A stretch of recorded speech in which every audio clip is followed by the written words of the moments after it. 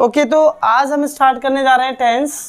Tense के बारे में आप डीपली जानेंगे कि टेंस होता क्या है, कैसे काम करता है और कैसे एक लैंग्वेज में हेल्प करता है हमारी।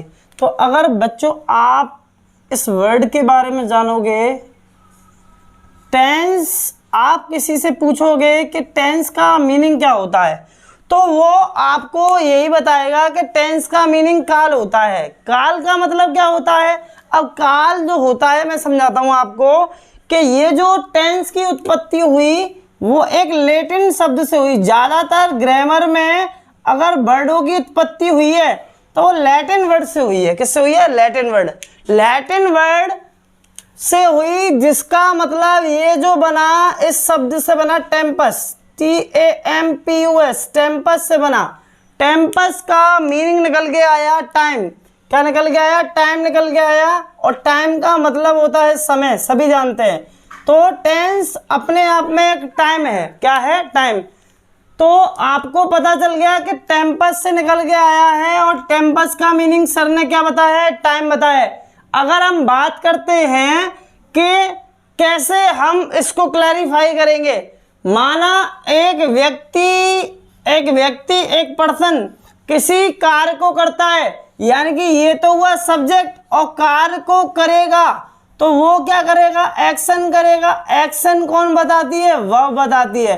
और वर्ब और सब्जेक्ट दोनों मिलकर एक चीज को परफॉर्म करते हैं जिसको कहते हैं ऑब्जेक्ट। क्या कहते हैं? ऑब्जेक्ट। तो यहां पर आपको चीजें समझ में आई, यानी कि आपको ये चीज समझ में आई कि पहले, सबसे पहले आएगा सब्जेक्ट और सब्जेक्ट के बाद में आएगा वर्ब, और वर्ब के बाद में क्या आएगा? वर्ब के बाद में आएगा ऑब्जेक्ट। तो यहां पर अगर मैंने कहा आपसे सब्जेक्ट क्या होता है, तो आपने कहा सर सब्जेक्ट होता है कर्ता, और मैंने कहा वर्ब क्या होती है, आपने कहा सर वर्ब होती है क्रिया। ठीक है। मैंने कहा आपसे बच्चों ऑब्जेक्ट क्या होता है, आपने कहा ऑब्जेक्ट होता है सर कर्म। तो आपने ये चीज बताएं कि सब्जेक्ट और क्रिया यानी कि कर्म, कर्ता क्रिया कर्म। अगर आपसे कुछ पूछे तो कर्ता ने क्रिया को कर्म से रामायण से चालू कर देते हो, वो तो सभी को याद रहती है। आपको समझना है कि अगर मैं इस चीज को समझूं तो यहां पर सब्जेक्ट जो है करता है, कोई भी हो सकता है, अभी सब्जेक्ट की चर्चा करके आए। तो यहां पर जो क्रिया है वो क्या है? जो एक्शन बताती है। और ये भी मैं आपको बता चुका हूं कि क्रिया हमारी दो प्रकार से मैंने आपको क्लैरिफाई की, हेल्पिंग वर्ब और मेन वर्ब।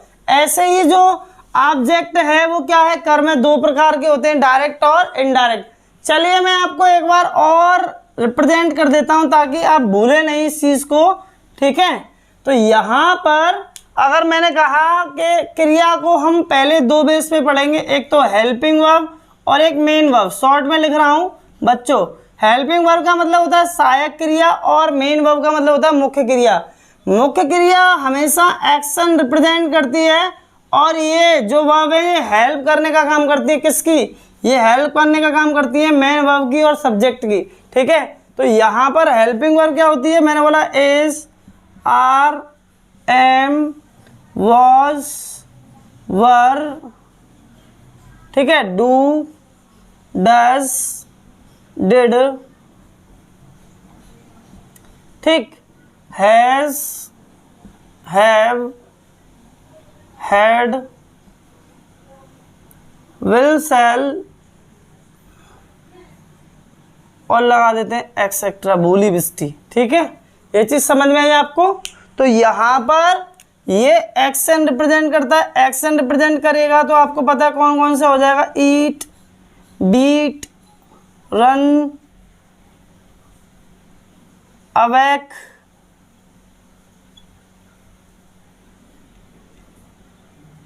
ठीक है, एक्सेट्रा कर लेते हैं, चर्चा करेंगे। ये कितने प्रकार के होते हैं? दो। एक तो होता है डायरेक्ट और एक होता है इनडायरेक्ट। ये चीज समझ में आई सभी को? डायरेक्ट और इनडायरेक्ट। ठीक है। ये वर्ब से फॉलोड होता है। किससे फॉलोड होता है? वर्ब से। वर्ब से फॉलोड होता है। ये वर्ब से फॉलोड होता है, लेकिन ये वर्ब से फॉलोड नहीं होता है। ठीक है। ये कंपल्सरी होता है। लेकिन ये कंपलसरी नहीं होता है, यानी कि नॉट कंपल्सरी।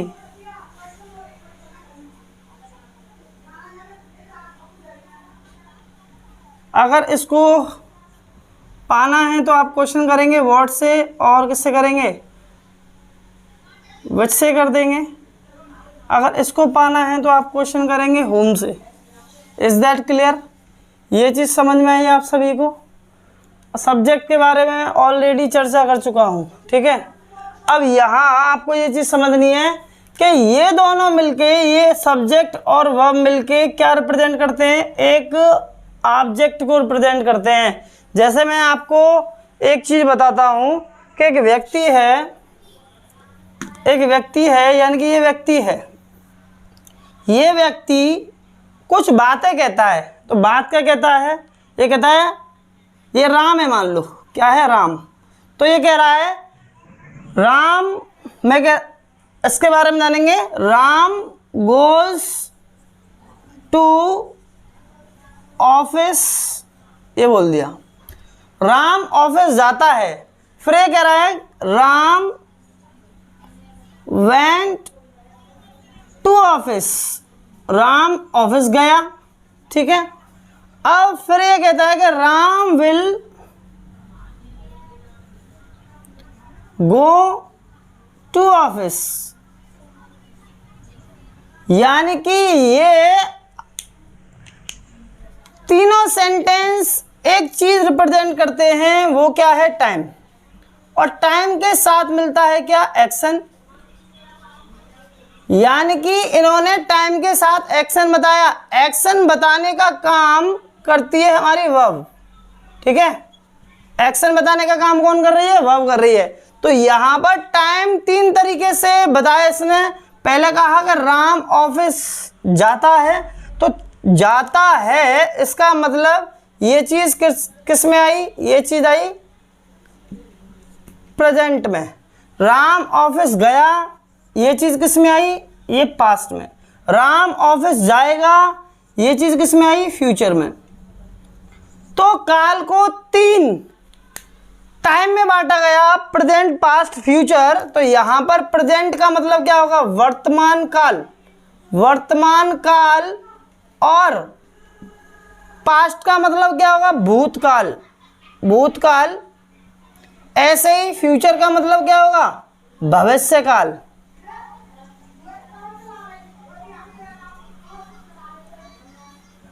ठीक है, ये चीज समझ में है आपको, वर्तमान काल, भूतकाल और भविष्यकाल। तो तीन काल में हम टेंस को रिप्रेजेंट करते हैं, ठीक है। एक चीज और समझो, यहां पर अगर हम बात करें concept of tense and time, क्या चक्कर है इनका, ये एक दूसरे पर डिपेंड है। टेंस ही टाइम है देखा जाए तो, और टाइम ही क्या कह रहे हैं, टेंस है। अगर हम कह रहे हैं ये, अगर टेंस की बात करते हैं तो इसमें ग्रामेटिकल रूल पढ़ने पड़ते हैं, या फिर आप कह सकते हैं स्ट्रक्चर्स को जानना पड़ता है। अगर हम टाइम की बात कर दें तो यहाँ पर एक नेचुरल कॉन्सेप्ट है, एक नेचुरल फिनोमेना है। टाइम अपने आप ही चलता रहता है, लेकिन हम इस स्ट्रक्चर्स को या रूल्स को ऐड करते हैं इस नेचुरल कॉन्सेप्ट के साथ, तो वो हमारा बन जाता है क्या, टेंस। और टेंस के साथ जुड़ जाता है बच्चों क्या, टाइम। ठीक है, तो आपको ये चीज़ अच्छे तरीके से क्लियर होगी कि टेंस क्या होता है। आइए एक बार और समझा देता हूँ। यदि आप टेंस की बात करते हैं तो टेंस का मतलब काल होता है। It is a form of verb that represent an action in present, past और फ्यूचर। एक वर्ब की फॉर्म होती है जो कि ये रिप्रेजेंट करती है कि जो एक्शन हुआ है, जिस बंदे ने एक्शन किया है, वो आपका प्रेजेंट में हुआ है या पास्ट में हुआ है या फ्यूचर में हुआ है। टेंस एक वर्ड है जो कि लैटिन वर्ड से बना तो उसका मीनिंग है टेम्पस। टेम्पस का मीनिंग निकल गया है टाइम, यानी कि टाइम क्या होता है, समय। समय तो हमने जाना कि किसी काम को करने के लिए 3 चीजों की आवश्यकता होती है, सब्जेक्ट, वर्ब और ऑब्जेक्ट। सब्जेक्ट का मतलब कर्ता जो किसी काम को कर रहा है, और वर्ब का मतलब एक्शन, जो एक्शन बताती है कि जो काम किया जा रहा है वो कैसा काम है, नहा रहा है, धो रहा है, खा रहा है, पी रहा है, सो रहा है, ठीक है, एक्शन बताती है। वर्ब को 2 कैटेगरी दी, हेल्पिंग वर्ब और मेन वर्ब। तो हेल्पिंग वर्ब क्या काम करती है, हेल्पिंग वर्ब हेल्प करती है मेन वर्ब की, ठीक है। हेल्पिंग वर्ब और मेन वर्ब मिलकर सब्जेक्ट की हेल्प करती है। सब्जेक्ट और वर्ब दोनों मिलकर परफॉर्म करते हैं, बोलो किसको, ऑब्जेक्ट को। ऑब्जेक्ट को परफॉर्म करते हैं। तो ऑब्जेक्ट 2 प्रकार के होते हैं, डायरेक्ट और इनडायरेक्ट। डायरेक्ट वर्ब से फॉलोड होता है और इनडायरेक्ट वर्ब से फॉलोड नहीं होता है। ये कंपलसरी होता है, ये कंपलसरी नहीं होता है। अगर पाना है आपको डायरेक्ट तो क्वेश्चन करेंगे व्हाट विच से, तो आपका उत्तर मिल जाएगा आपको कि डायरेक्ट कौन सा है और इनडायरेक्ट कौन सा है। आइए इस चीज पे चर्चा करेंगे अभी थोड़ी सी। अब ऐसे ही एक्शन वर्ब कौन सी कहलाती है, जो मेन वर्ब होती है। क्लियर हुआ, मेन वर्ब होती है वो एक्शन वर्ब कहलाती है। एक व्यक्ति किसी काम को 3 काल में करता है कि Ram goes to office, Ram office जाता है, यानी कि ये तो हुआ प्रेजेंट, ठीक है, और राम ऑफिस गया ये हुआ पास्ट, ठीक है, राम ऑफिस जाएगा ये हुआ फ्यूचर। तो एक व्यक्ति किसी एक्शन को 3 टाइम में रिप्रेजेंट करता है, प्रेजेंट, पास्ट और आपका फ्यूचर। तो आपको ये चीजें क्लियर हुई, प्रेजेंट, पास्ट और फ्यूचर। आइए मैं आपको थोड़ा सा ये समझा देता हूं कि डायरेक्ट कैसे पहचानते हैं और इनडायरेक्ट कैसे पहचानते हैं। मैंने कहा आपसे, देख लो इधर, ही gave me a pencil, ठीक है, he gave me a pencil। तो मैंने कहा उसने मुझे एक पेंसिल दी, तो यहां ये प्रेजेंट कर रहा है पास्ट को, पास्ट टाइम को रिप्रेजेंट कर रहा है। तो ये तो हो गया सब्जेक्ट, ये होगी मेन वर्ब की सेकंड फॉर्म। एनालिसिस करेंगे तो ये ऑब्जेक्ट और ये भी क्या हो जाएगा, ऑब्जेक्ट। अब ये पता करना है आपको कि कौन सा ऑब्जेक्ट है ये और ये कौन सा ऑब्जेक्ट है।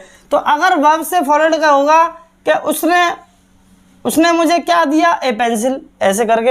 अगर मैंने कहा ऐसे पढ़ लो कि ही गेव मी, उसने मुझे दिया, क्या दिया, झुंझुना।